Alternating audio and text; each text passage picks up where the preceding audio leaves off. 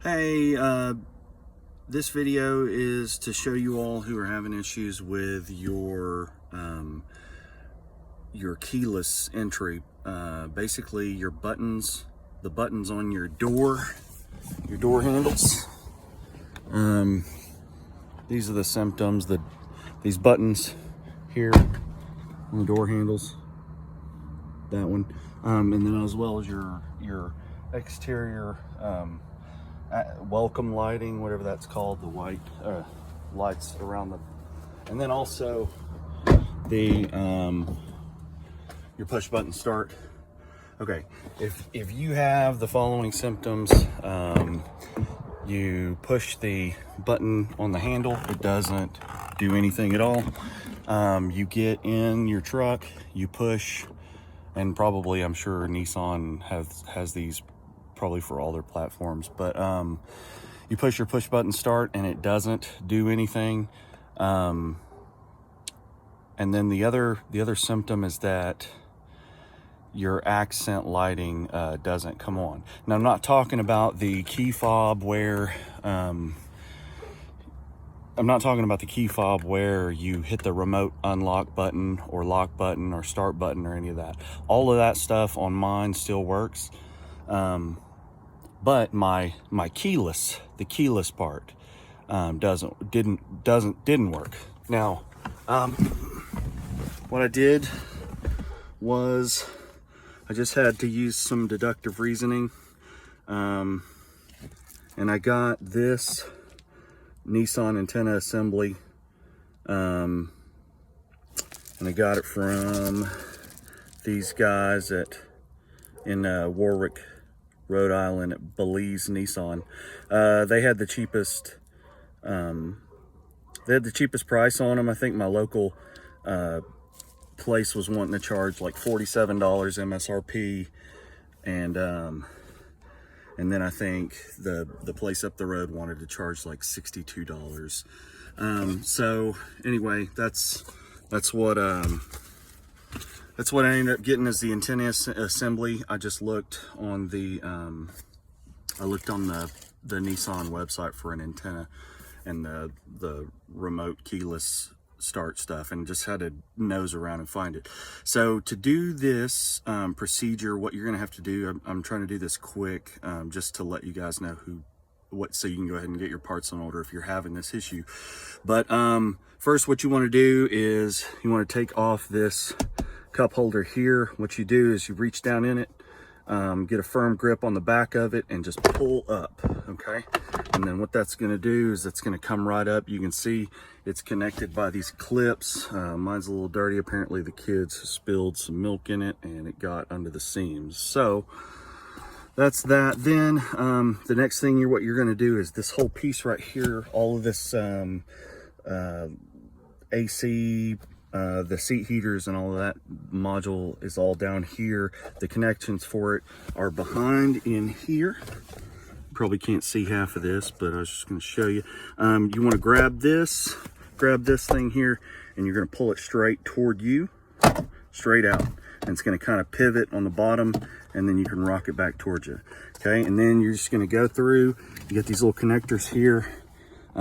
This one is on the opposite side. You guys can't really see it, but I'm sure if you've ever dealt with these connectors before, you just push in on the tab there. Just push in on the tab and wiggle it. All right, and that come out. All right, so what your problem, I mean, you can take all of them off. I'm just showing you I've already done the repair. So at this point, under this vent here, you can see down here in the floor, I haven't stuck it back on because I didn't want to show you the whole process, but right here in the floor, there is a little antenna assembly. Now, it is held together. There are two screws on either side of this, and if you notice, this screw right here is right under this vent right here, so it's kind of a pain in the butt. You need to get something low profile to take it out. I have this little, it's like a ratcheting wrench, and it goes with a kit. But basically, you can put a Phillips bit in there. At work, we use Chapman Chapman wrenches. If you have Chapman wrenches, you could probably do that as well. But you need something low profile, like I said, to fit in between this ducting and that screw head, because this thing sits down right here. And see, if you look over here on this side, I mean, it's a tight fit, and you got these two maybe 1/4 20 screws that go down in that. So you got one on this side, obviously. I don't remember where I took that off of. Hopefully that but anyway, and then you have this disconnect here. Same thing as the other one. You push that on the side. I wish I had my little pick with me. I have to do this two-handed, but you push that down and it slides right out. Should. Anyway, I'm not gonna waste time on that. You know how, just be real careful with the wire plug connections, because they will, you pull too hard on these. All this is a molded plug here on the end of this. So you can see the salt and pepper line going back, but this is your antenna assembly. Okay, and this is for the remote keyless, that's gonna be your keyless entry. Okay, not your remote side of that. I'm sure that's somewhere else in the truck. I've seen on other I mean, not Nissan, but I've seen on other platforms that there's an antenna in each door. I don't know if that's the case here. I haven't taken the door out, but the trim off. But anyway, if you have any issues, send me a message, Sam Babb on Facebook, and I will get back to you. It's pretty straightforward, pretty easy.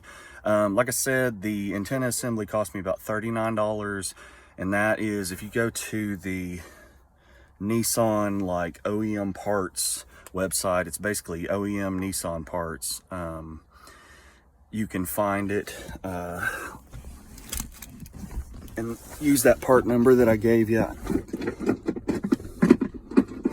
Here's my old one.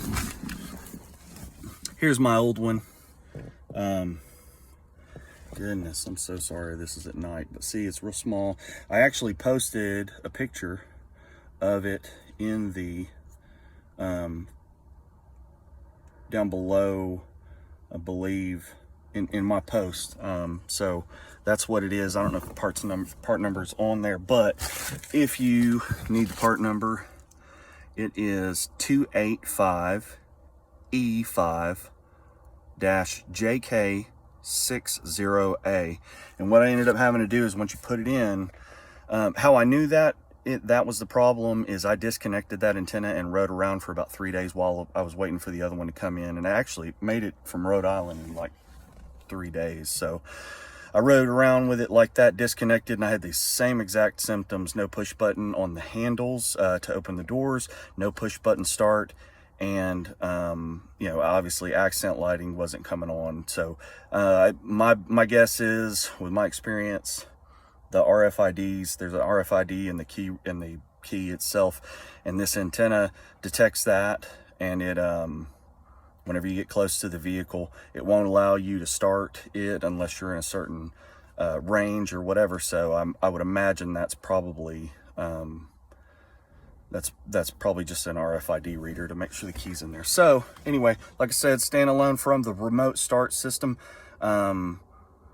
Sorry guys for the quality of this video. I'm a technician / mechanic. I am not a YouTube whatever they call them, the personalities or whatever. No offense to those guys, but anyway, you're not going to see a long 30-second intro from me. So once again, reach out to me if you have any problems. My name is Sam, last name Babb, B-A-B-B, on Facebook, and I will do my best to help you out. Thanks.